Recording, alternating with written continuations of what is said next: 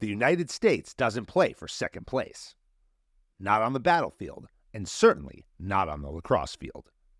As we gear up for the first ever Stars and Stripes Classic, I sat down with head coach of Team USA, Seth Tierney. Seth is also the director of competition at the Premier Lacrosse League and the head coach of Hofstra University. He's involved in every aspect and level of lacrosse from the pros down to youth. He's a national champion as a coach and played in the National Lacrosse League as a player. Seth's attitude about lacrosse? Gold medal or bust. So we covered why it takes feeling the sport to compete at the highest level as both an athlete and a coach. He shared the launch story of the PLL from a broken down bus in Israel and how the PLL honors the Indigenous legacy of lacrosse. Seth also gives his tips to parents raising athletes, and he explains what it means to coach the U.S. national team. Plus, he makes his prediction for the Battle of the Year as the Green Berets take on the Navy SEALs September 2nd at Gillette Stadium. Take a listen, watch, or read my conversation with one of lacrosse's greatest players and coaches. Then head over to our YouTube channel or your favorite podcast platform to catch all the action from the Stars and Stripes Classic. Don't forget to head over to greenberetfoundation.org and join our 18 Series Match Challenge to support our team as the Snake Eaters take on the Frogmen.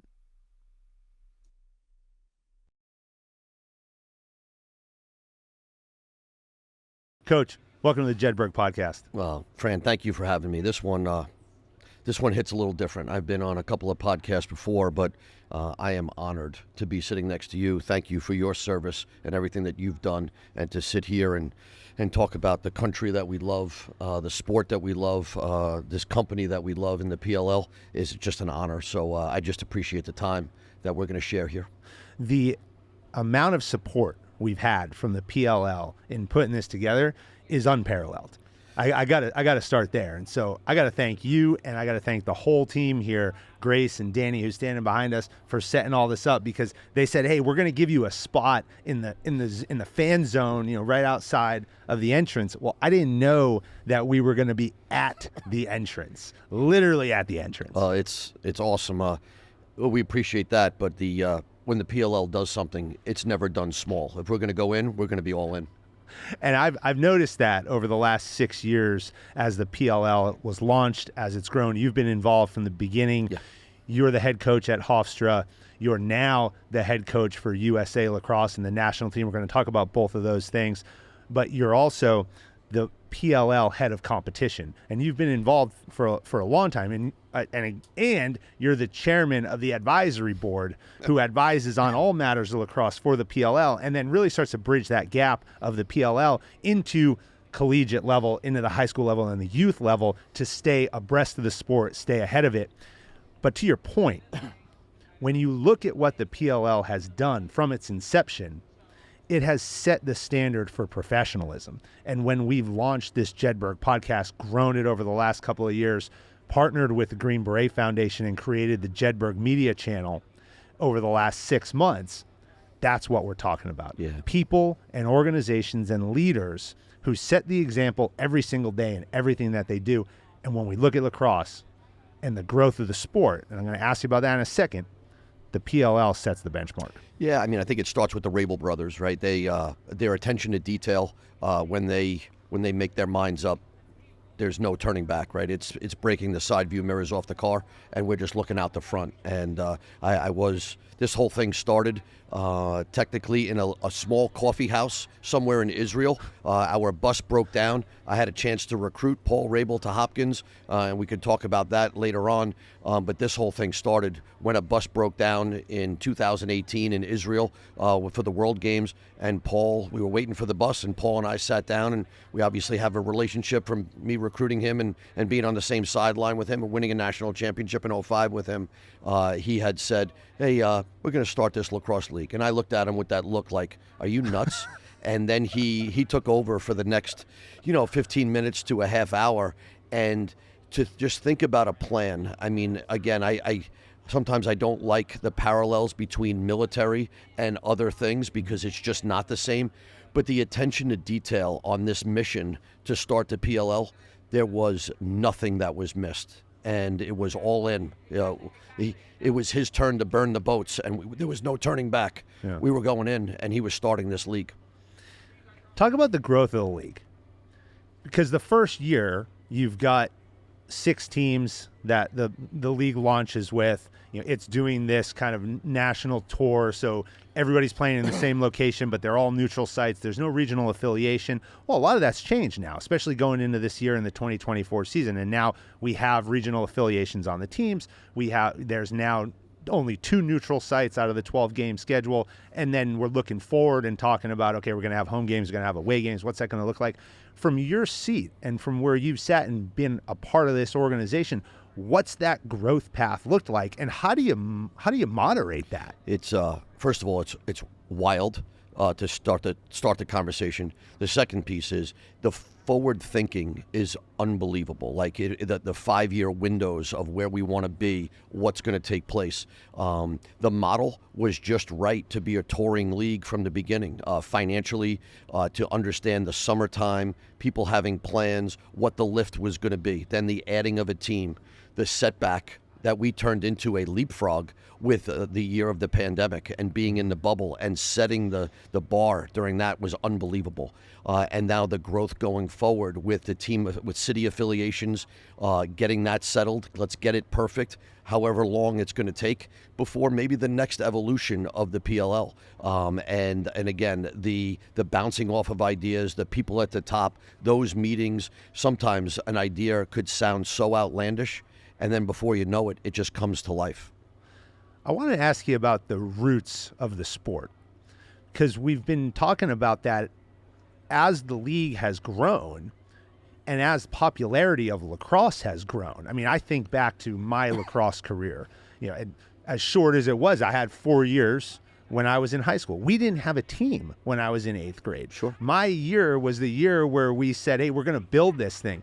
You coached one of my best friends in the world, Michael Lane, who I went to high school with. You coached him at Hofstra, the best natural athlete I've ever met. And I say that wholeheartedly, from playing multiple sports in high school, sure, to being a Division I athlete on the men's rowing team at Boston University, to being a Green Beret and serving with some of the fittest people in the world. Michael Lane is the best natural athlete I've ever met. And as a kid, and who was my peer on the same lacrosse field, I would be playing defense and just watch and go, damn, could I ever be that good? But the sport started back with the Indigenous people. So talk a bit about the formation of the sport. Yeah, I mean, listen, what the Indigenous people did and their use of lacrosse, this medicine game, was just an unbelievable concept. It was a way of life. It wasn't a sport. It was a way of celebration. It was a way of life. And just the respect, the homage to their ancestors, to keep this thing growing is unbelievable. And we start to join in with the Indigenous people. I remember, probably back in 1976, my uncle played for the Long Island Tomahawks, which was an indoor box lacrosse league, and I literally was the ball boy in Nassau Coliseum, and I started to understand that this sport, where it came from, it was not just playing, it was understanding, and it was, feeling the sport, not just playing it or acting it through. And then the growth, and you hear, when we have a field blessing in each site from, someone from a local tribe or the Indigenous affiliation, it's just wonderful. It really is. And then the growth, the evolution from the wood sticks to now these plastic sticks, the evolution of the helmets and how this has taken place, the growth of it. Now, ultimately we could be talking in a few years about this being back in the Olympics, what that leap is going to be. Having an affiliation with USA Lacrosse and playing against the Haudenosaunee team for the last 10 years. And just to look at their respect for the game, it just makes you sit back and just be honored that you're just a small part of it. Let's talk about the game for a second itself, because you just said something that I wrote down, and it's about feeling the sport. Because we have this sport of lacrosse, which was, as you talked about, a bit of a lifestyle event before becoming an official sport. But it is about feel, because you have this kind of element, especially in men's lacrosse, where you're combining these elements of hockey and football and soccer and basketball, and you've got all these different skills that have to come to bear to produce a product on the field that is so fast-paced and so intense that it almost doesn't rival any of those other sports. No, I mean, and listen, when you mentioned earlier, obviously your military career speaks for itself. You needed to be able to talk without speaking for the man to your right, the man to your left, woman to your right, woman to your left, whatever it may be. That was a feel. You talked without speaking. When you're in that boat and you're rowing and you need to react off of someone's reaction, it's a look, it's some type of body movement. In order to be successful, it's not written down in a handbook. It's a feel. And you got to be able to feel the game. Coach Krzyzewski from Duke basketball, he spoke to our team the night before the gold medal game. And he talked about it. Don't just play the game. Feel the game tomorrow. Reach out and touch it. If you play it, you're going to miss something. You're going to leave something behind. Feel what's going on around you. Enjoy it. And then hopefully you're the last team standing and they're playing your theme song, which ultimately is the national anthem. You've been around the game a long time. Yeah. You played at Johns Hopkins. I did. Then you transitioned into coaching. You started as an assistant coach at Hofstra, worked your way up, became eventually the head coach, and now you've recently been appointed the head coach of the USA national team. When you look at the evolution of the player during your tenure from player to coach at various levels, what have you seen in the difference of players back 20, 15 years ago to what's on the field today? Yeah, there's so much more involved now because of the growth that we're talking about a bunch, the cardio, the lifting, the strength and conditioning, the approach to the game has been so different. It's been more business-like. So in the beginning, I don't want to say that there was a slighted effort, even say a half-ass effort, not having an all-in effort. Now it has taken over, and it has reached that when you see athletes that look and run like Paul Rabel or some of these other players, and you'll see them today, on show here, in Fairfield. When you see that, it's unbelievable. This game here, if you're going to be a little bit smaller, you better be lightning fast, or you better be unbelievably smart to be a step ahead, because what's going on out there, it's an NFL-looking group that's playing a basketball or a gracious, skilled sport. It's pretty wild. With the cardiovascular system of a soccer player. No question. You got to get up and down. The running time and the reaction and the feel is so important here. Yeah, and that's why I think about the reaction time of a hockey player, where it's microseconds. Yeah, I mean, again, there's so many of these little decisions that take place. A ball hits a goalie, there's a deflection, you're changing. Now we have to react here. He makes a save, we got to react. You were just on offense, now you're on defense and riding. So the athlete that's being trained, not just physically, but mentally going through all those things is unbelievable. And then you look at all the different versions of lacrosse, sixes, box lacrosse, field lacrosse, international lacrosse. All of these are a little bit in particular to your training, but again, all in all, it's an all-in sport that is on fire right now. And ultimately, in 2028, to go back into the Olympics, 2027 that we talked about will be the next World Games in somewhere in Japan. And it's just things that are just great for the sport as we look forward. What's it mean to you to be named the head coach of the national team? I would probably, I'm going to begin to start to get teary-eyed. Like I said to you earlier, I have a hard time. I wasn't in the military, but my respect for the military is off the charts to allow us to live every day while you guys are out there providing that freedom. To be one of 13 people that have ever been named to the men's national team head coach, humbling, honored, but also feeling the responsibility of a nation, of all of our military branches to be able to wear those three letters across your chest. The responsibility, there is no second place. We're not playing for second place. It's gold medal or bust. And I need to push in the pile, to my assistants to push in the pile, and I am just taken back that I'm sitting here with you and we're talking about, in a couple of years, walking out onto the field, hearing that national anthem and fighting for an entire country in the sport of lacrosse. Not on the battlefield, but that would be our battle. Yeah, that's your battlefield. Yep.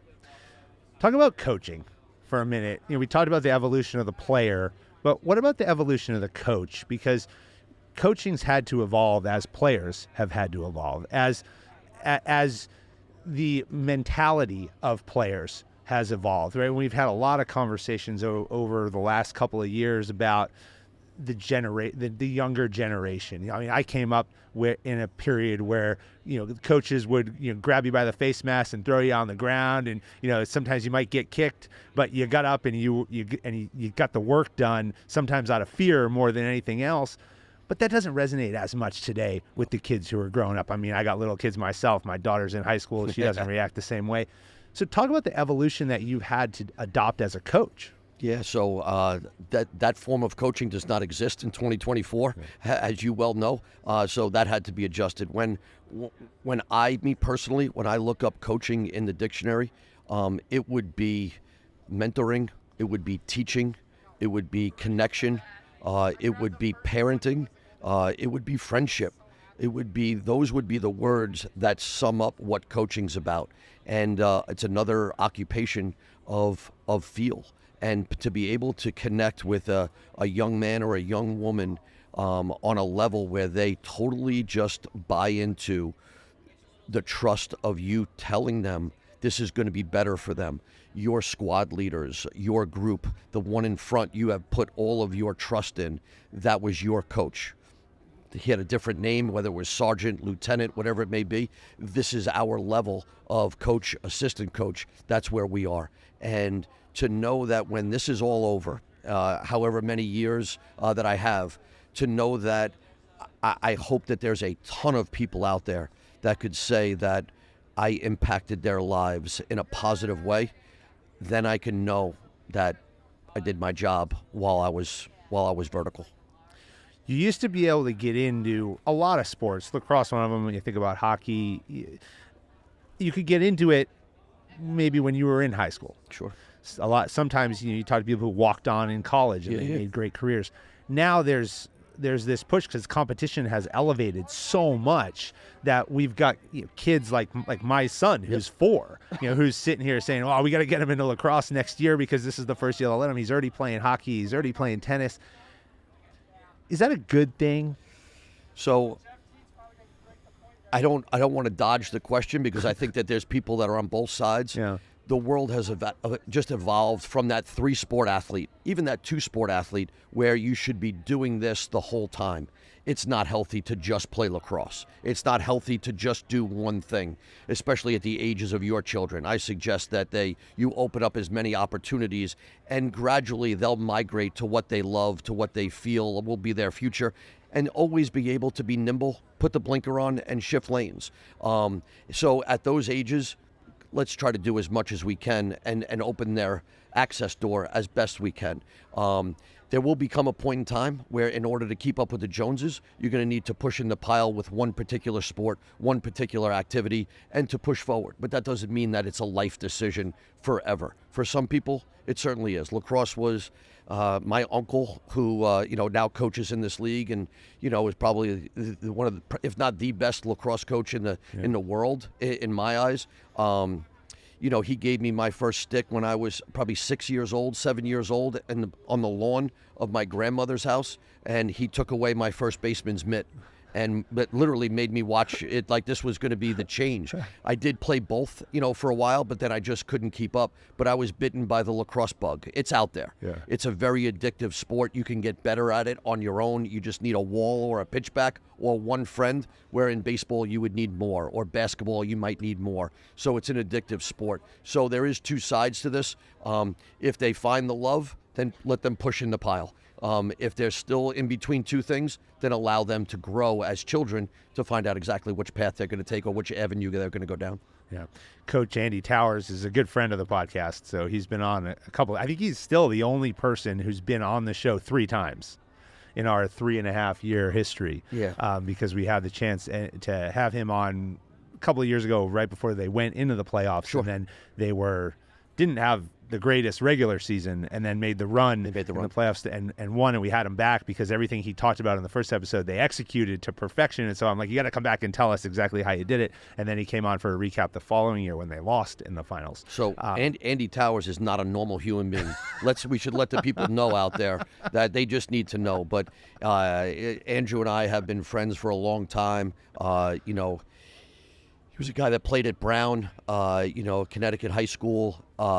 You would label him as a freak athlete with a passion to win that's off the charts, and he connects with people.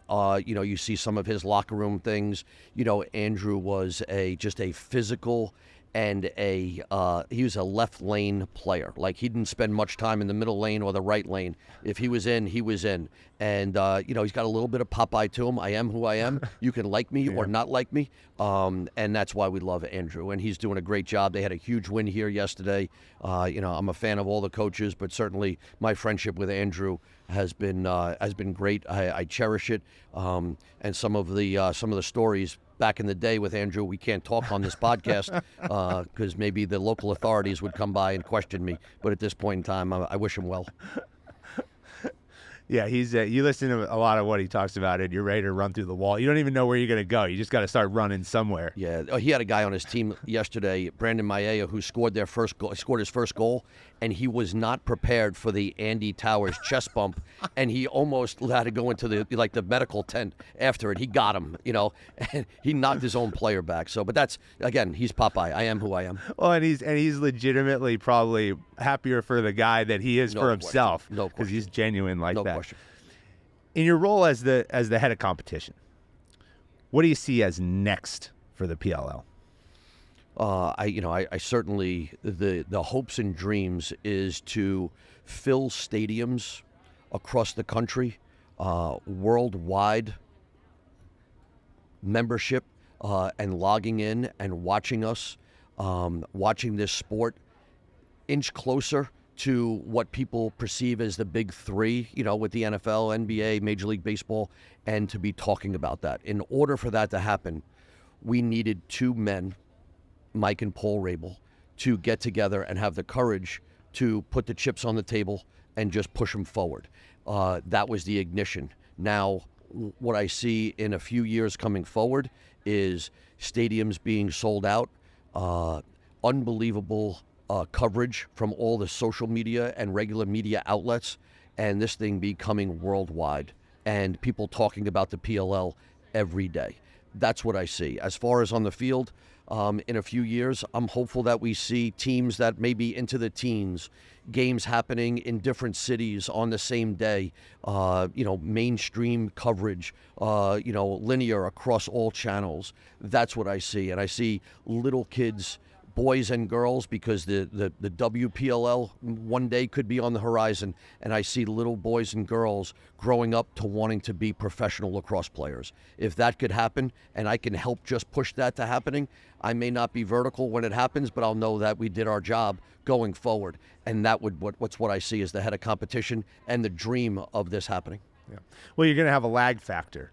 You're going to have a whole bunch of years where you're a recruiting mechanism for the kids. Yes. And the kids are going to see it just like kids grew up watching the NFL and the NBA and the NHL, and now they're going to say, hey, I want to be like them. I want to be like that guy. I went to their games, but now they got to put the work in, and they got to get older. How do you look at the sport's ability to recruit the top athletes against the other sports, because you're still going to compete with football and baseball and the other sports? Yeah, I mean, I think you see it a little bit right now. We've got some football players that played football in college. We've got some basketball players. We've got one that, it could be on the horizon that just finished his college career and he's going to go to another college and play his fifth year, and then maybe he's in our league here. We'll see how that plays out.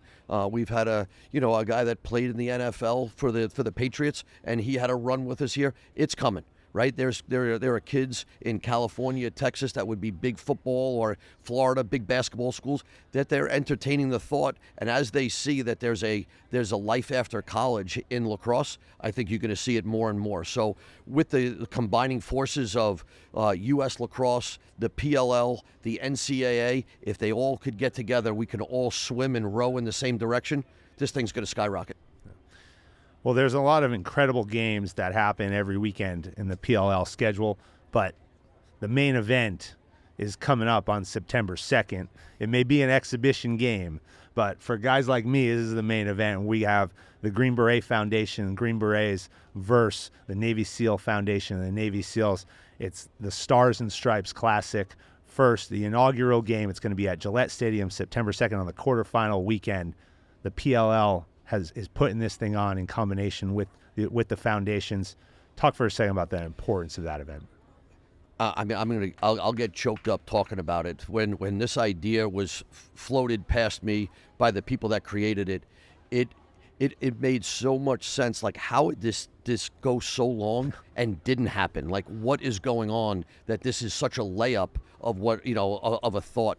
So I can't wait to get there. Certainly been on some emails with the Green Beret and putting their roster together, and it's going to be unbelievable. Navy SEALs, we've had a couple that graduated from Hofstra that could be on the Navy SEAL team. I know the Army coach and the Navy coach will play roles in what's going on, and then certainly myself as going to be the next USA coach to be there and work the game and be there and thank each and every one of those participants and coaches.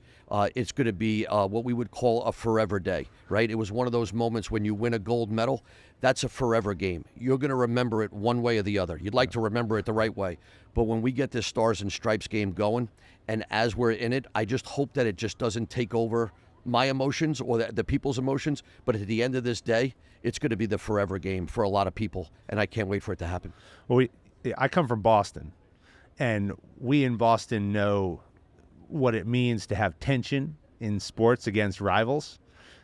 And for us, it's those New York teams. Well, I'm going to tell you, the equivalent of the Red Sox Yankees is 100% the Green Berets versus the Navy SEALs. There's no question. I've been on the sidelines for a lot of big games. The Hopkins Maryland game, Hofstra UMass, USA Canada, all of those scenarios. I've been humbled. All the PLL games.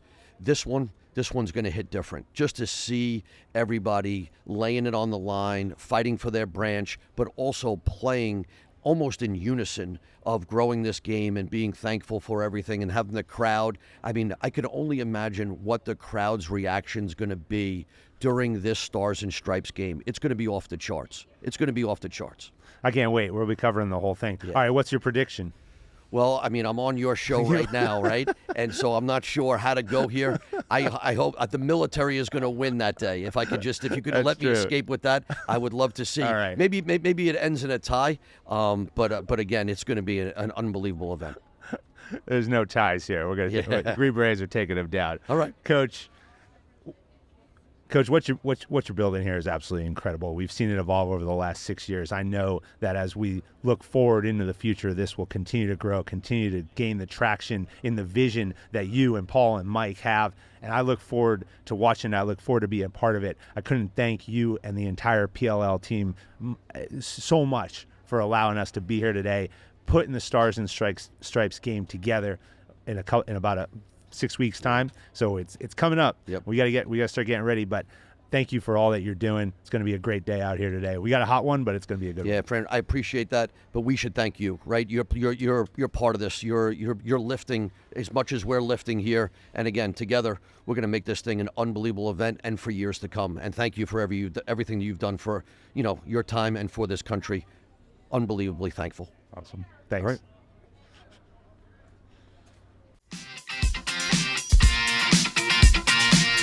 American Jedburghs went on to form the foundation of the United States Special Forces and the Special Activities Directorate of the Central Intelligence Agency. Thanks for listening to the Jedburgh Podcast, an official program of the Green Beret Foundation.